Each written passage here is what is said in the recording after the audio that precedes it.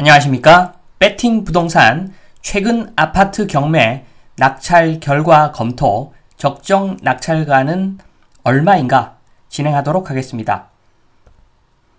자, 우선 그 사례를 보기 전에 일단 이론 잠시 보고 가겠는데 요런 겁니다. 지금 미인대에 나온 사람들 이야기를 들어보면은 세계 평화에 이바지하고 그리고 가난한 사람들을 돕는 그런 사람이 되겠다. 뭐 이런 이야기를 하는데 개소리죠. 개소리입니다. 알고 보면 결국에는 그 이야기의 이면에는 좀 남자를 잘 만나서 내가 돈을 펑펑 써도 문제가 없는 그런 남자를 만나서 나는 가난한 사람들에게 돈을 뿌려도 충분히 괜찮은 어떤 그런 배우자를 만나겠다. 자, 이게 이면에 깔려 있습니다.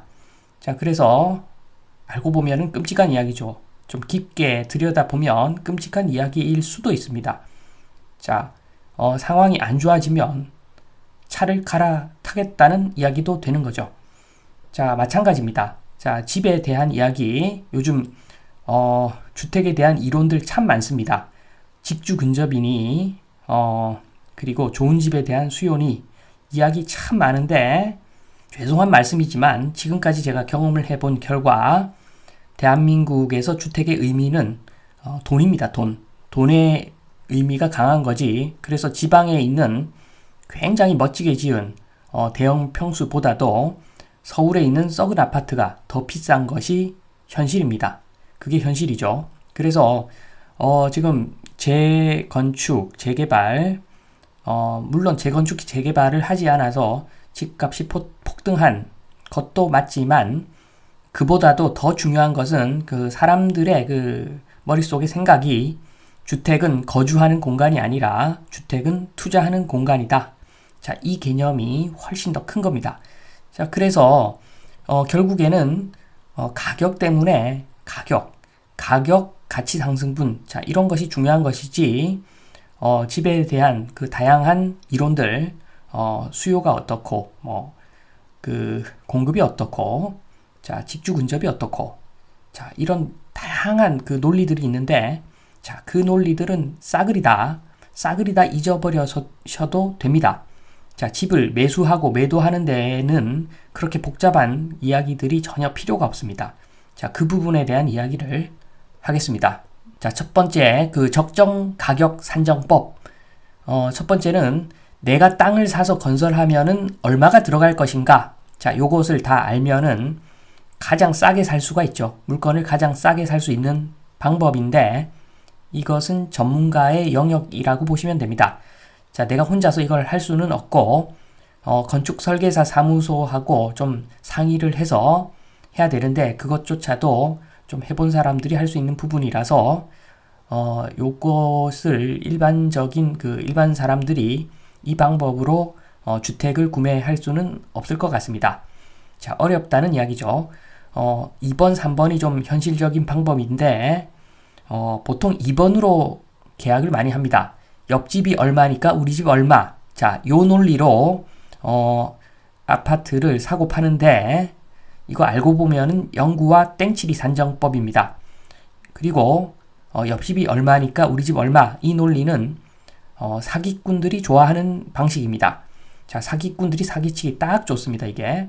자, 로또 분양의 논리, 로또 분양은 사기죠. 알고 보면 사기입니다. 그 로또 분양 논리가 이 논리입니다. 이번에 그 옆집이 얼마니까 우리 집 얼마, 이 논리 엄청나게 사기치기 좋은 방법입니다.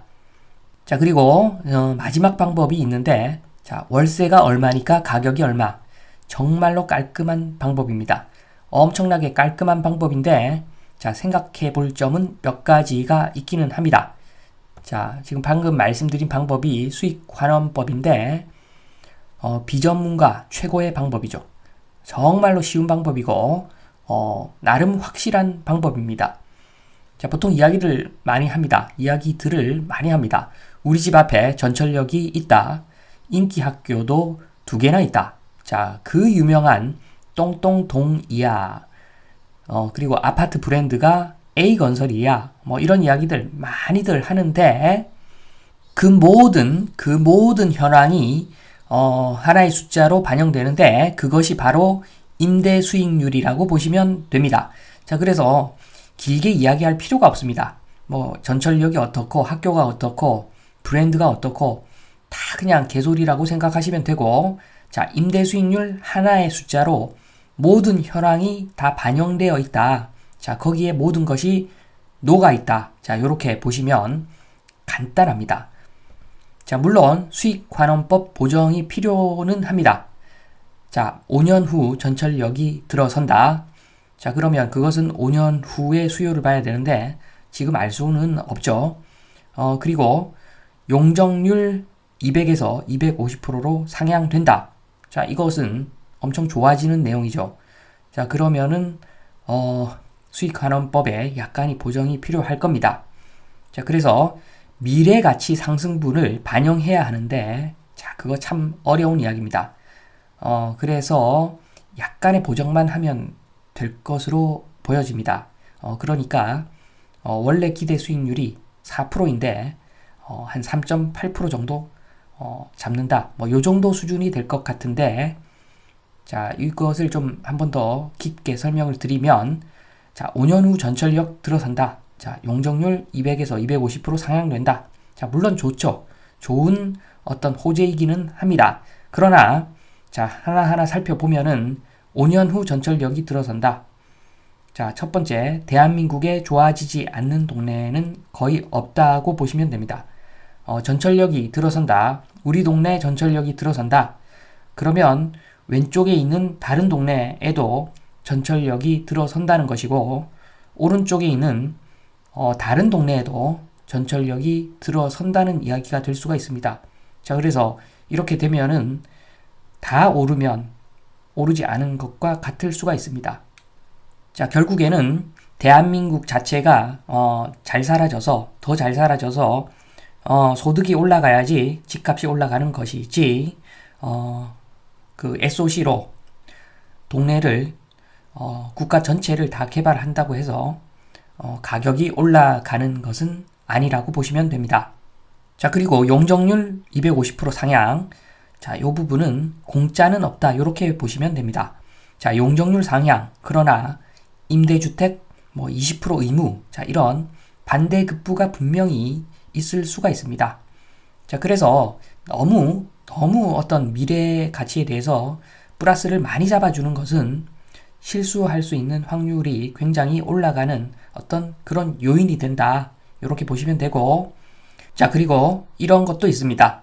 인근 빌라촌에 2000세대 아파트 들어온다. 자, 이것을 좋게 볼 수도 있고 안 좋게 볼 수도 있는데, 일반적으로 이렇게 그 주변에 새 아파트가 들어서면은 장기적으로는 별로 안 좋다고 보시면 됩니다. 우리 집 월세가 200만 원이었는데, 자, 옆에 2000세대 들어오면은 150만 원 될 가능성이 굉장히 커지기 때문입니다.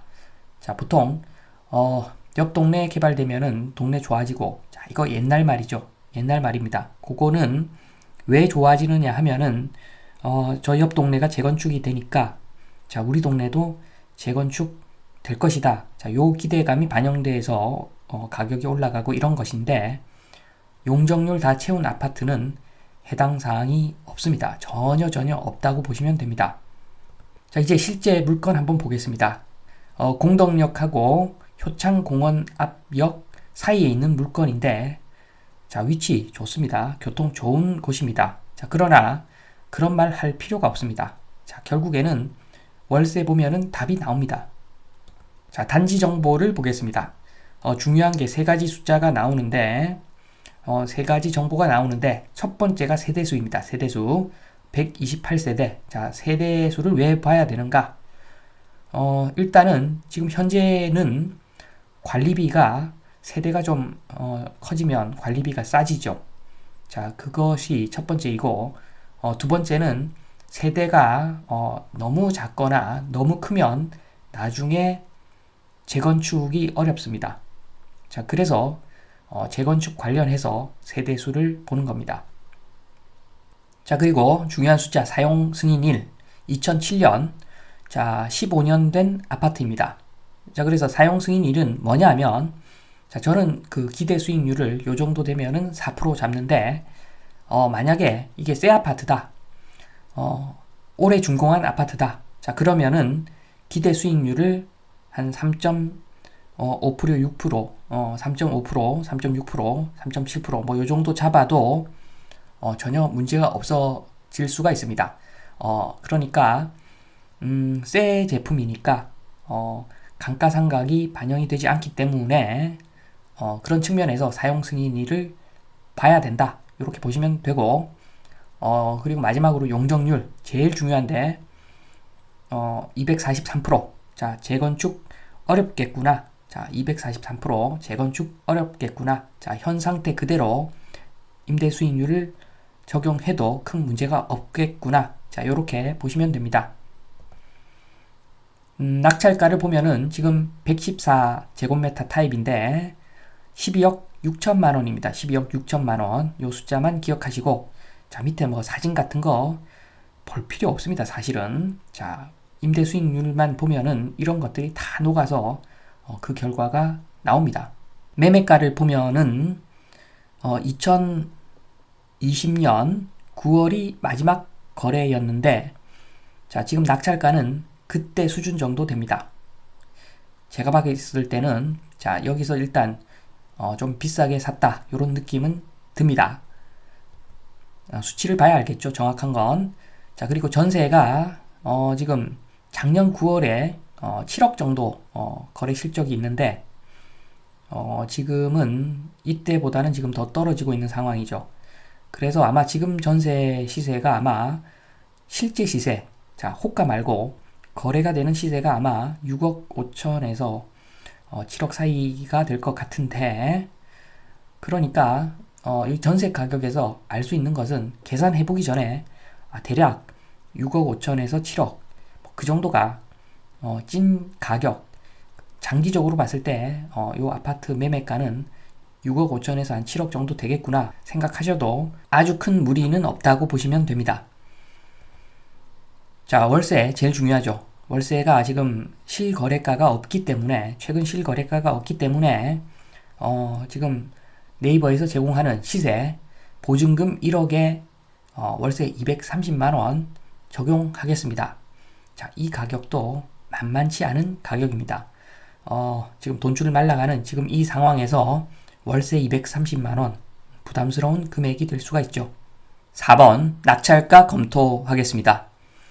자, 첫 번째 그 낙찰가가 12억 6천, 월세가 보증금 1억에 230만원, 연으로 환산하면은 2,760만원입니다.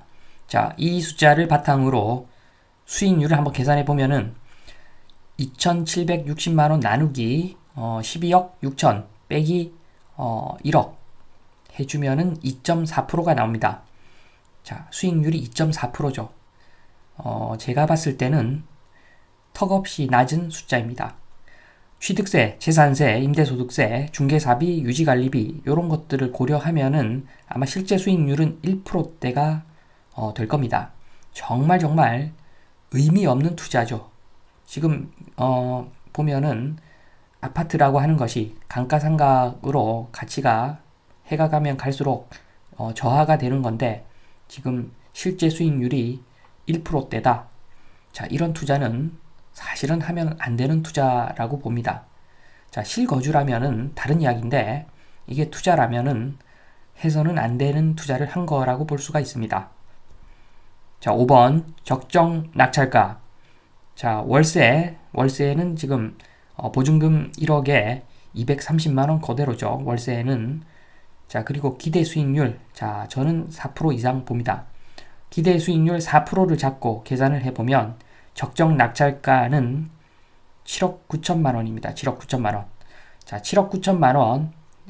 요 숫자는 대략적으로 아마 2017년도 이전 가격 될 것 같은데 2017년에도 한국 부동산 비싸다는 의견이 그때는 많았습니다. 지금 생각나실지 모르겠지만 2017년에는 그때 한국 부동산은 비싸다. 그런 의견이 엄청나게 많았습니다.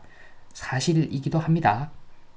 자, 그런데 지금 가격은 뭔가? 자, 지배층 부패의 결과가 지금이다. 자, 임대 수익률 1%, 아파트가 지금 거래가 되는 그런 지금 현실. 자, 그것은 부패의 결과일 수 있다고 봅니다. 자, 2017년에도 비싸다는 이야기가 있었고, 저 개인적으로는 지금 임대 수익률 4%라도 저는 지금 상황에서는 매수할 생각이 전혀 없습니다. 자, 옛날 그 그래프를 보면은 매매 가격 그래프를 보면은 지금 보시면은 2017년도 가격이 대략적으로 8억 근처인데, 자, 요때 가격이 지금 수익률 4% 가격이라는 거죠. 자, 그래서 지금 엄청나게 아직까지 아파트 고평가되어 있고, 자, 말이 필요 없습니다. 여러 가지 고객 행위들, 자, 전혀 한 귀로 듣고 한 귀로 흘리시면 됩니다.